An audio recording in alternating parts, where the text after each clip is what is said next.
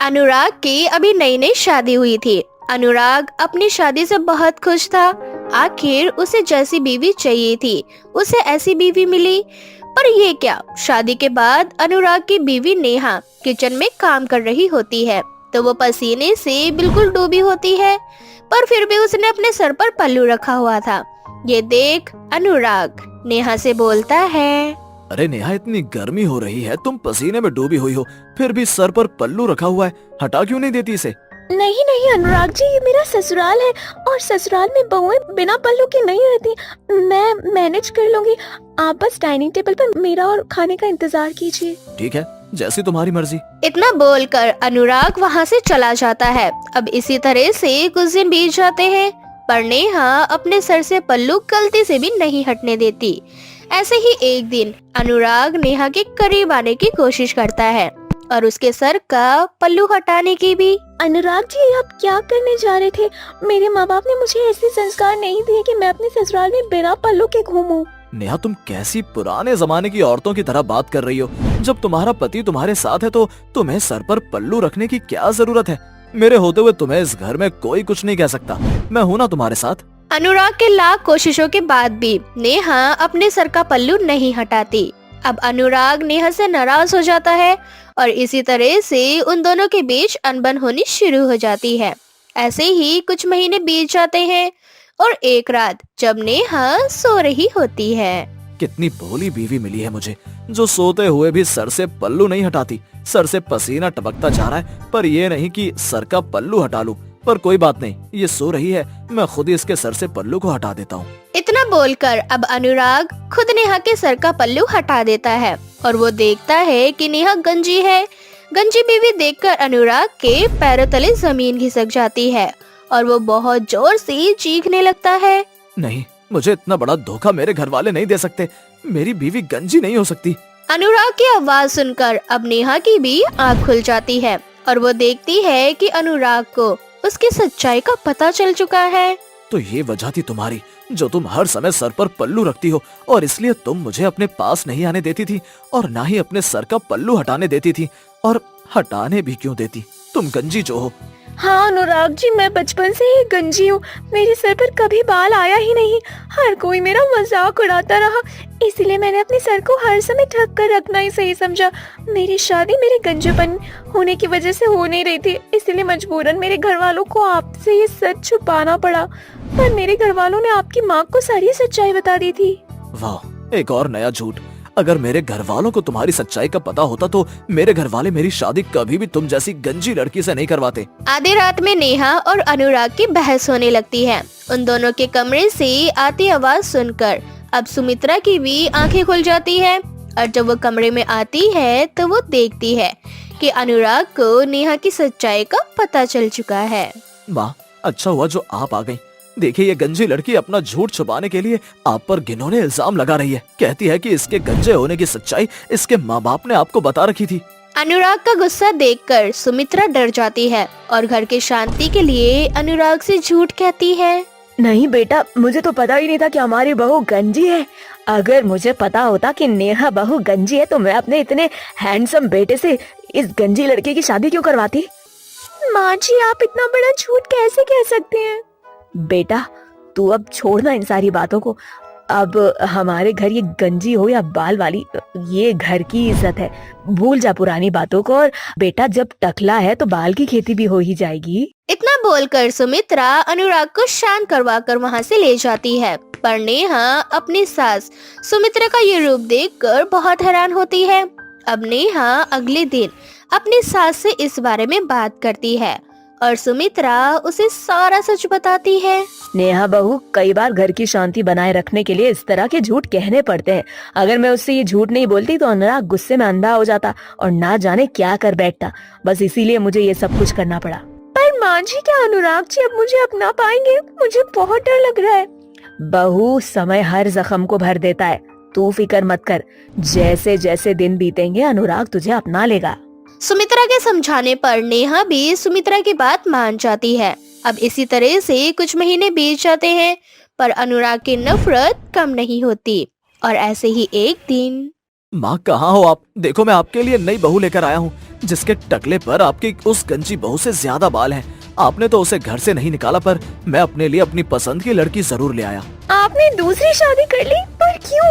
एक बार मेरे बारे में तो सोच लिया होता। आप पहले से ही शादीशुदा हैं, मैं आपकी बीवी हूँ, और आपने किसी और से शादी कर ली, वो भी सिर्फ इसलिए क्योंकि मैं गंजी हूँ। तुम मुझसे ये सवाल ना ही करो तो तुम्हारे लिए अच्छा होगा, टकली कहीं की।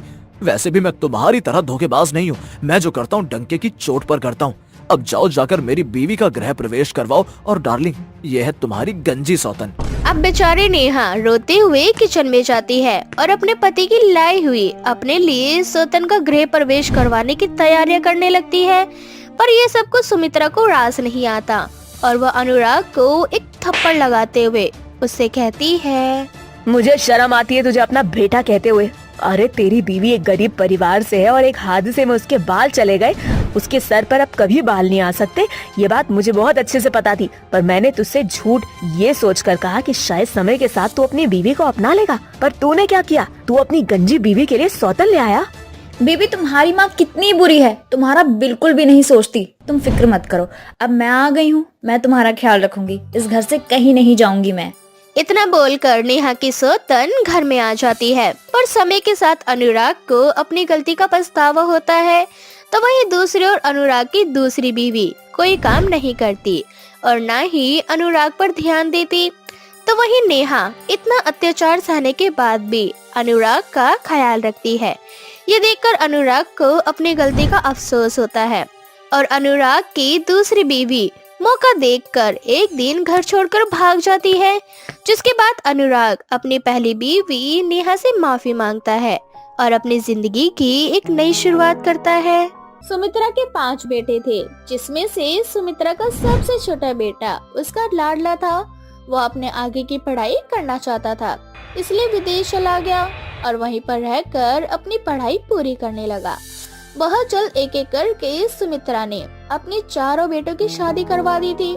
सुमित्रा के चारों बहू काफी सुंदर थी और बस इसी बात का सुमित्रा को अपनी चारों ही बहुओं पर बहुत घमंड था। ऐसे ही एक दिन सुमित्रा सही कहती है सारी मोहल्ले की औरतें, तुम अपने घर में बहू नहीं 4-4 चांद लेकर आई हो, जो तुम्हारे घर में हर समय चमकती रहती हैं, जो तुम्हारे घर को रोशन कर रही हैं। वो तो मैं जानती हूँ बहन, मेरे बेटे तुम्हारे बेटे की तरह निकम्मे और नालायक थोड़ी ना है, जो अपनी माँ की बात काट कर अपनी मर्जी से शादी कर ले। क्या फर्क पड़ता है सुमित्रा बहन, मेरे बेटों ने अपनी मर्जी से शादी की हो या मेरी मर्जी से, मेरी बहू संस्कारी और सर्वगुण संपन्न है, मुझे और कुछ नहीं चाहिए। अरे बहन तुम तो बड़ी ही भोली हो। वैसे बहन पीढ़ी संस्कार से नहीं चलती, वंश से चलती है। और तुम्हारे बेटे की शादी को 5 साल होने को आ गए, पर तुम्हारे घर में तो अब तक बच्चे की किलकारी नहीं गूंजी। इसमें तुम्हारी भी क्या गलती? अब तुम्हारा बेटा ही बांझ औरत लेकर आया है तो कोई क्या करे। सुमित्रा बहन बस करो, तुम मेरे या मेरे बेटे के बारे में कुछ भी कह लो, मैं सब बर्दाश्त कर लूंगी, पर खबरदार अगर तुमने मेरी बहू को बांझ कहा तो। सुमित्रा की पड़ोसन को सुमित्रा की बात जरा भी पसंद नहीं आती और वो भी सुमित्रा को करारा जवाब देती है। सुमित्रा को अपनी चारों ही बहू पर बड़ा घमंड था, इसलिए वो अपनी पड़ोसन की बहू को बार बार कोसने लगती है और भला बुरा सुनाने लगती है। जिसके बाद सुमित्रा की पड़ोसन अपने गुस्से पर काबू नहीं कर पाती और रोती हुई गुस्से में सुमित्रा से कहती है, सुमित्रा बहन तुम्हें बड़ा ही घमंड है ना, तुम्हारा ये घमंड टूटना बहुत जरूरी है, और तुम मेरी बहू को बांझ कह रही हो। जाओ, मैं तुम्हें दिल से बद्दुआ देती हूँ, तुम्हारी चारों बहुएं भी बांझ हो जाएंगी, तुम्हारे घर में भी बच्चे की किलकारी नहीं गूंजेगी, और तुम्हारा छोटा बेटा अपनी पसंद की लड़की से शादी करके विदेश में बस जाएगा। तुम अपने छोटे बेटे के लिए तरसती रहोगी और तुम्हारी चारों बहुएं बच्चे के लिए तरसेंगी।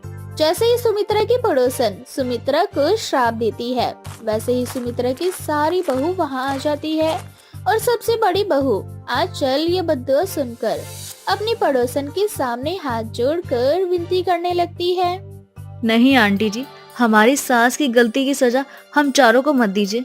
हम चारों आपके सामने हाथ जोड़ते हैं, लेकिन ऐसी बद्दुआ मत दीजिए हमें। अरे आंचल बहू, तू बेकार ही इस औरत के सामने रोकर भीख मांग रही है। ये कलयुग का जमाना है, आज के जमाने में ऐसा कुछ नहीं होता। सुमित्रा इसे छोटी सी बात समझकर टाल देती है। अब इसी तरह से कुछ साल बीत जाते हैं और अब तक सुमित्रा की चारों बहुओं में से एक को भी बच्चा नहीं हुआ था। जिसके बाद एक दिन सुमित्रा की दूसरी बहू माँ जी, हमारी शादी को 3 साल हो चुके हैं, लेकिन अब तक हम चारों में से कोई भी माँ नहीं बन पाया। मानो या न मानो, आंटी की बदुआ हमें लग चुकी है। बहू, तुम चारों कुछ ज्यादा ही सोच रही हो। आज के समय में ऐसा कुछ नहीं होता। इस बात को बीते 3 साल हो चुके थे पर अब तक सुमित्रा का घमंड वैसा का वैसा ही था।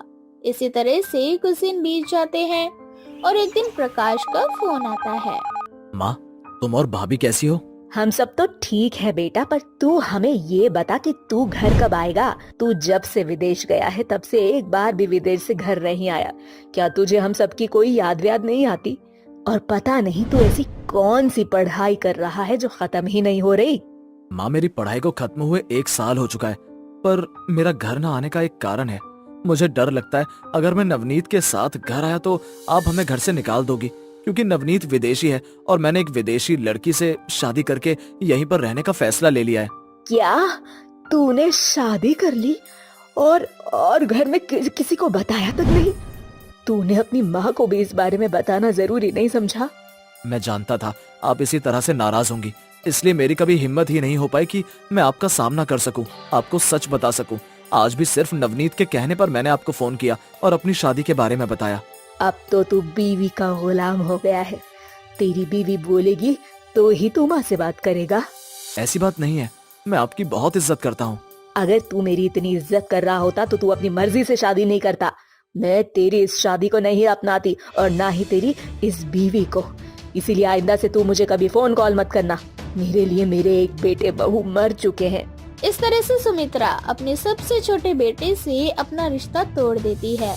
समय यूं ही बीतता जाता है और देखते ही देखते 5 साल गुजर जाते हैं। पर इन 5 सालों में भी सुमित्रा की एक भी बहू की गोद में नहीं भरती और समय के साथ सुमित्रा का घमंड टूटने लगता है। मेरी गलतियों की सजा मेरी बहुओं को मिल रही है। ये सब कुछ बद्दुआ की वजह से हो रहा है। अब सुमित्रा को अपनी गलती पर पछतावा होता है और वो फूट फूट कर रोने लगती है। इसी तरह से कुछ महीने और बीत जाते हैं और एक दिन प्रकाश का फोन आता है। हाँ, मैं जानता हूँ आप मुझसे बहुत नाराज हो, आप मुझसे बात भी नहीं करना चाहती, पर एक बार मेरी बात सुन लो। आपकी सबसे छोटी बहू माँ बनने वाली है, आप अपनी बहू को आशीर्वाद दे दो। इतना बोलकर प्रकाश फोन रख देता है। प्रकाश के फोन रखने के बाद सुमित्रा बहुत रोती है, जिसके बाद सुमित्रा की चारों बहू उसे समझाती है। माँ जी, अपनी नाराजगी छोड़ दीजिए ना। देखिए कितने दिनों बाद आपकी 5 बहुओं में से एक बहू माँ बनने वाली है। सब कुछ भूल जाइए और देवर जी को भी घर बुला लीजिए। हाँ माँ जी, देवर जी को माफ कर दीजिए और उन्हें घर बुला लीजिए। अब सुमित्रा अपनी नाराजगी छोड़कर अपनी सबसे छोटे बहू को घर बुला लेती है। पर घर आने के बाद सुमित्रा के घर में खुशियों की लहर आ जाती है। सुमित्रा की खुशियाँ दुगनी तब होती है जब नवनीत एक बहुत ही प्यारी सी बच्ची को जन्म देती है। माँ जी देखिए, हमारे घर में एक नन्ही सी परी आई है, इसलिए मैंने तो सोच लिया है कि मैं अपनी इस परी का नाम परी रखूंगी। दीदी, ये परी होगी आपके लिए। मेरे लिए तो ये इस घर की लक्ष्मी है, इसीलिए मैं इसका नाम लक्ष्मी रखूंगी। आप दोनों इसे जिस नाम से बुलाना चाहती हो बुला लो, पर इसके आने से घर में खुशियाँ आई हैं, इसीलिए मैं इसका नाम खुशी रखूंगी। मेरी प्यारी सी पोती की 5 माएँ हैं। ये 5 माँ अपने हिसाब से नाम रखेंगी और आपस में लड़ाई करेंगी, इसीलिए अपनी पोती का नाम मैं रखूंगी और इसका नाम होगा दृष्टि। इस तरह से सुमित्रा इस प्यारी सी बच्ची का नाम दृष्टि रखती है। अब दृष्टि की 5 माँ थी और दृष्टि अपनी 5 माँ की इकलौती बेटी। दृष्टि की 5 माँ उससे बहुत प्यार करती थी। दृष्टि अपनी 5 माँ की आंखों का तारा थी। समय यूं ही बीतता जाता है और दृष्टि बड़ी हो जाती है। ऐसे ही एक दिन दृष्टि कॉलेज से घर आती है। तभी सुमित्रा की 5 बहुएं दृष्टि को अपने पास बिठाकर उससे बोलती है, आ गई मेरी लाडली बेटी, देख मैं तेरे लिए कितना अच्छा रिश्ता लेकर आई हूँ। इस लड़के का नाम अनुराग है। तुम दोनों की जोड़ी खुद भगवान ने बनाई है। चल झूठी, इन दोनों की जोड़ी भगवान ने नहीं बल्कि तूने बनाई है। इसीलिए मेरी प्यारी दृष्टि उस लड़के से शादी करेगी जो उसकी पांचों माओं को भाएगा। और हम पांचों की पसंद ये लड़का है जिसका नाम कौशल है, और ये लड़का अपने नाम की तरह हर चीज में कौशल है। दादी, आपकी 5 बहुओं की मैं इकलौती बेटी हूँ, इसीलिए मेरी पांचों माँ मुझ पर प्यार की बारिश करती है। पर मैं अपनी पांचों माँ से आज ये कहना चाहती हूँ कि मैं एक आरव नाम के लड़के से बहुत प्यार करती हूँ और उसी से शादी करना चाहती हूँ। इसीलिए आप सभी अपनी अपनी पसंद से मेरी शादी करवाइए, पर लड़का मेरी पसंद का रहने दीजिए। दृष्टि की ये बात सुनकर दृष्टि की पांचों माँ और दादी बहुत खुश होती है, जिसके बाद बहुत जल्द दृष्टि की पांचों माँ मिलकर उसका कन्यादान करती है और उसकी शादी करवा कर आरव के साथ भेज देती है। भीमपुर नाम के शहर में सविता एक फैक्ट्री में काम किया करती थी। सविता की 5 बेटियां थी। उसका पति बहुत ही ज्यादा नशेड़ी किस्म का था। वो अपनी पत्नी और 5 बेटियों को नशे की हालत में बहुत मारा करता था। ऐसे ही एक शाम सविता को काम पर से आने में देर हो जाती है और सविता का पति उसको यूं देर से आता देख बहुत गुस्सा हो जाता है और उसके ऊपर गंदे गंदे इल्जाम लगाते हुए उसे मारता है और उसे कहता है, कहाँ थी अब तक? तेरे को फैक्ट्री से आने में इतना समय लगता है क्या? जरूर किसी के साथ गुलछर्रे उड़ा रही होगी, तभी तो इतना टाइम लग गया तुझे यहाँ आने में। तुझे तो मेरी बिल्कुल भी परवाह नहीं है। पता नहीं सारा दिन क्या करती रहती है। आपका तो रोज रोज का हो गया है। शराब पी के मुझे मारने पीटने के अलावा आपको कुछ आता ही नहीं है। अरे आपने कभी मेरे बारे में या फिर अपने बच्चों के बारे में सोचा है? अगर आप भी मेरा हाथ बटाएंगे तो 2-4 पैसे घर में ही आएंगे ना, लेकिन आपको इससे बिल्कुल भी फर्क नहीं पड़ता। हाँ, तुझे तो बस जुबान लड़ाने के लिए बोल दो, और कुछ तो आता नहीं है तुझे। दिन रात अकेली ही सारा काम करती रहती हूँ। अरे पति होने का कौन सा कर्तव्य आपने आज तक पूरा किया है? बस मुझ पे अत्याचार ही करना आता है आपको। समझा समझा के थक गई हूँ कि शराब मत पिया करो, 2-4 पैसे बचाने का सोचो। अरे हमारी 5 बेटियां हैं, कल को वो बड़ी होंगी तो उनकी शादी भी करवानी है हमें, लेकिन आपको इन चीजों से बिल्कुल भी फर्क नहीं पड़ता। बस सारा दिन शराब शराब शराब। सविता के पति को गुस्सा आता है और वो गुस्से में अपनी बेटी नेहा को मारने लगता है। वह अपना सारा गुस्सा अपनी बड़ी बेटी पर निकालने लगता है। सविता को बहुत गुस्सा आता है और वो अपने नशेड़ी पति को धक्का मारती है, जिससे उसका पति जमीन पर गिर जाता है। उसको बहुत गुस्सा आता है और वो उठकर अपनी 5 बेटियों के साथ सविता को बहुत बुरी तरह से मारता है। इसी बीच सविता घर में ही रखा एक कुल्हाड़ी उठाती है और अपने पति को डराते हुए धमकाने लगती है। मैं अपनी 5 बेटियों को लेकर यहाँ से खुद जा रही हूँ। अपने शराब का इंतजाम तुम खुद कर लेना, और तुम्हारे लिए आज से तुम्हारी पत्नी और तुम्हारी 5 बेटियां मर चुकी हैं। हाँ, जाओ। एक मर्द के बिना एक औरत का जीवन अधूरा होता है। जब दर दर की ठोकरें खाएगी ना यहाँ वहाँ, तो अपने आप तुझे मेरी याद आएगी और फिर मुंह उठाकर सीधा मेरे पास ही आएगी तू। मैं तुझे मार मार कर उल्टा भगा दूंगा। मैं तो भगवान से यही दुआ करूंगी कि वो मुझे कभी भी तुम्हारे पास ना भेजे। मरना पसंद करूंगी लेकिन तुम्हारे पास आना नहीं। भगवान तुम जैसा पति किसी को भी ना दे। चल जा यहाँ से जल्दी। तुझे अपनी बेटियों को लेकर यहाँ से जाना है ना, जा। आज तक तूने मुझे कुछ दिया है? शादी के बाद तो नहीं, 5-5 बेटियों का बोझ और दे दिया मुझे। एक बेटा दे देती तो कम से कम वो मेरा सहारा बनता। ना मैं तुझसे खुश हूँ, न ये तेरी 5 बेटियों से। सविता अपनी 5 बेटियों को लेकर अपने नशेड़ी पति को छोड़कर हमेशा हमेशा के लिए घर छोड़कर निकल जाती है। उसे समझ में नहीं आ रहा था अपने बच्चे को लेकर कहाँ जाए। नेहा जो कि 16 वर्ष की है, वो अपनी माँ को समझाते हुए कहती है, माँ, अब हम कहाँ जाएंगे? हमारे पास तो घर भी नहीं है और शाम होने को आ रही है। अब हम लोग कहाँ रहेंगे माँ? वो तो मुझे भी नहीं पता बेटा कि हम कहाँ जाएंगे, क्या करेंगे, कहाँ रहेंगे। बस भगवान पे भरोसा रखो, वो कोई ना कोई रास्ता जरूर निकालेगा। माँ, बहुत भूख लग रही है मुझे। मौसम भी खराब हो चुका है। मुझे तो बहुत डर लग रहा है माँ। भगवान हमारे साथ ही ऐसा क्यों करता है? ना हमें पापा अच्छा दिया और ना ही हमारी जिंदगी अच्छी है। ऐसा कुछ भी नहीं है बेटा, भगवान ने हमारे लिए कुछ अच्छा सोचा है, तभी तो हम उस घर से निकलकर यहाँ आए हैं। और भगवान के ऊपर भरोसा बनाए रखो, क्योंकि समय एक जैसा नहीं होता। आज हमारा समय ऐसा है, कल को अच्छा भी होगा। सविता को कुछ भी समझ में नहीं आ रहा था कि वो अपने बच्चों की भूख कैसे मिटाए। वो अपने बच्चों को लेकर एक सुनसान रास्ते पर आ जाती है और धीरे धीरे शाम भी हो चुकी थी। चारों तरफ अंधेरा छा गया था। सविता अपनी 5 बेटियों के साथ उस स्थान पर खुद को असुरक्षित महसूस कर रही थी, लेकिन किसी तरह से सविता अपनी 5 बेटियों के साथ भूखे प्यासे रात गुजारती है। सुबह होते ही अपनी 5 बेटियों को लेकर सड़क किनारे दर दर भटक रही होती है। सविता के दिमाग में बहुत सारी टेंशन चल रही थी। सड़क पर एक तेज रफ्तार से गाड़ी आती है। एक कार सविता को टक्कर मार देती है और उस एक्सीडेंट से सविता की मौत हो जाती है। ये देख सविता की 5 छोटी छोटी बेटियां बहुत ज्यादा घबरा जाती है और वो रोने लगती है। सविता की सिर्फ एक ही बेटी बड़ी थी, नेहा। माँ के जाने के बाद नेहा के ऊपर अपनी 4 बहनों की जिम्मेदारी आ गई थी। नेहा को कुछ भी समझ में नहीं आ रहा था कि वो क्या करे, कहाँ जाए। वो अपनी 4 बहनों को लेकर आगे बढ़ रही थी। तभी उसे रास्ते में एक घायल गाय दिखाई देती है, गाय जो कि बहुत ही चिल्ला रही थी। नेहा उस घायल गाय को देख नहीं पाती और वो दौड़ती हुई अपनी 4 बहनों के साथ उसके पास जाती है।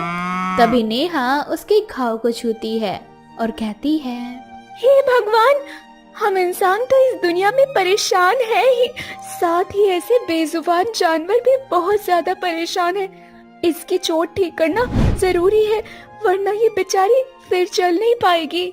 नेहा यहाँ वहाँ देखती है, उसे कोई भी रास्ता नजर नहीं आ रहा था जिससे वो उस गाय की मदद कर सके।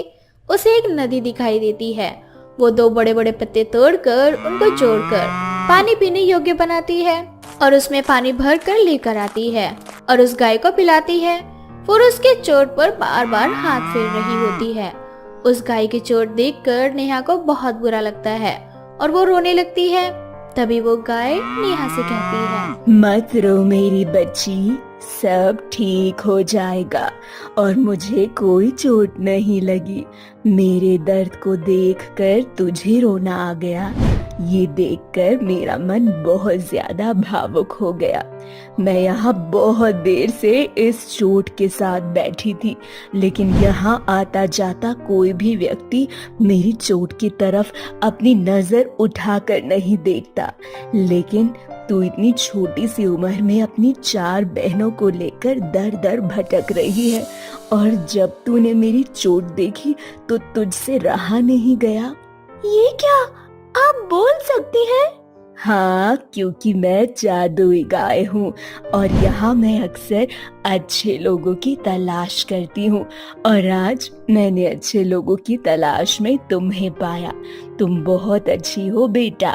मैं जानती हूँ तुम बहुत ज्यादा परेशान हो, तुम्हारे पास रहने को खाने को कुछ नहीं, लेकिन फिर भी तुम अपने गम को भुलाकर मेरे दर्द में शामिल हो गई। मैं बहुत परेशान हूँ गाय माता। मेरे साथ साथ मेरी 4 छोटी बहनें भी हैं। उन सब की जिम्मेदारी मेरे सर पर है। मुझे कुछ भी समझ नहीं आ रहा कि मैं क्या करूँ। तुम चिंता मत करो, मैं जादुई गाय हूँ और मैं तुम्हारी मदद करूँगी। मैं तुम 5 बहनों को जादुई बाल देती हूँ। इस बाल की मदद से तुम अपने जीवन में हर वो चीज हासिल कर पाओगी जिसकी तुम्हें जरूरत है।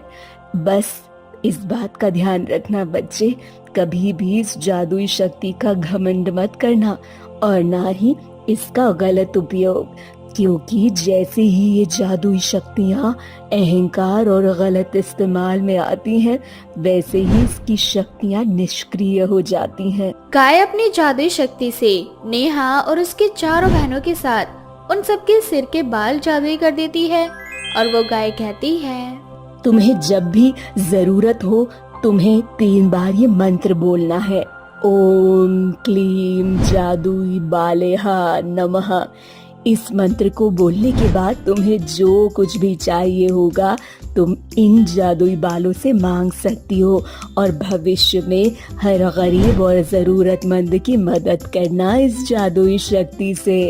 इतना बोलकर वो गाय वहाँ से गायब हो जाती है।